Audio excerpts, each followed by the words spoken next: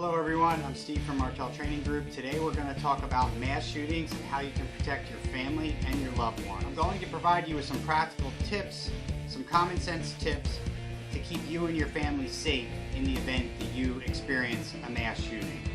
Please check out our video, How to Survive an Active Shooter, for more detailed information. In that video, I discussed the 3 rules to survive an active shooter: run, hide, fight. Today, with several mass shootings in the news recently, I'd like to talk about how you can protect yourself, your family, and your loved ones in the event that you experience a mass shooting incident. I am a retired New Jersey State Trooper and former paramedic. Let's get into it. First and foremost, be aware of your surroundings. Be vigilant. So when you're walking with your family to a restaurant, for example, don't just haphazardly walk up to the door, walk in. Take a look around, listen, smell what's in the air. If the restaurant or building or structure has glass doors or windows, take a look inside before you actually walk through the doors. See what's going on. Does it look like there's anything out of the ordinary happening? You go in first. So you walk through the doors first, listen, look, listen, smell the air, see what's going on. If everything looks fine, then your family comes in as well. Now, if it's a restaurant, if it's someplace where we're going to be sitting, I like to immediately locate the exits. So if you're getting seated, I like to sit preferably close to an exit. If not close to an exit, I like to be aware of where they are located. And I like to sit with my back towards the wall so I can look, I can observe things. That's the other thing. Once you're there, everything's fine, you're sitting down, you're getting ready to order your food, you need to still keep watching, keep looking, keep observing. And I'm not saying you need to constantly be looking around, eyes back and forth, but every so often, look up, look around. Check out the door. When you hear or see the door open, somebody walk through, just take a glance over. Active shooters rarely, in my experience, have announced themselves. They usually just walk in and start shooting. So in that case, you see somebody walk in the door, take a glance. Or does it look like they're just coming in to eat, or does something look out of the ordinary? If there's trouble, it could just be two people fighting on the way in. And if one of them is armed, the fight could escalate to gunfire. All I'm saying is keep a watch, keep an eye out, and if you sense trouble, hopefully you're near an exit, or you know where the exits are, because when you first walked in, you took notice and you remembered. You can get yourself and your family out one of those exits.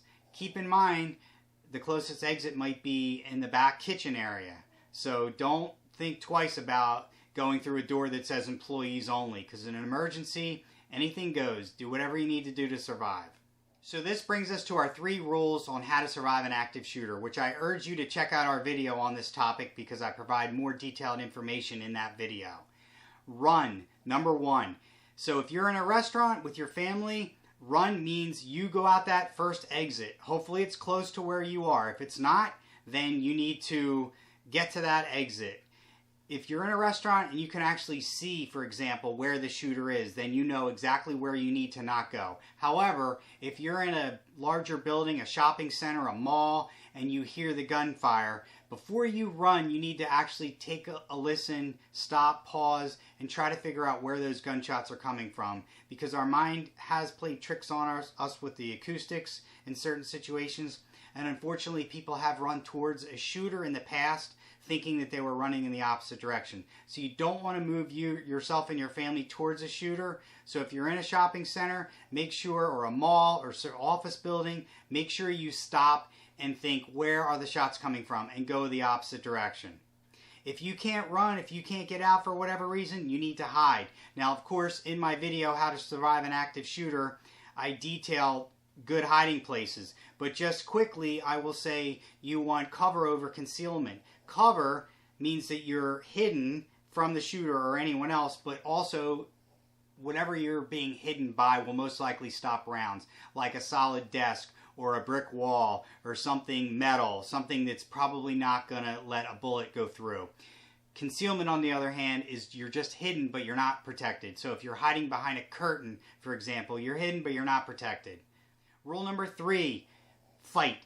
This is where if you're not authorized to carry a firearm in your state or your jurisdiction, And if you have a taser or some other device like pepper spray, some other self-defense device, this is where you would use it. Now, if you're not carrying any self-defense devices, you pick up whatever you can. If you're at a restaurant, it might mean silverware, a knife, a fork, a glass, a dish. If you're in an office, it may mean a fire extinguisher, a stapler. You use whatever you need to fight and survive. Remember, every situation is different, and you must weigh what's happening in front of you along with your personal abilities and limitations and determine the best course of action. Safety and survival begin with a mindset. Have a plan. We are all about safety, security, and survival, so to be safe, hit that subscribe button now.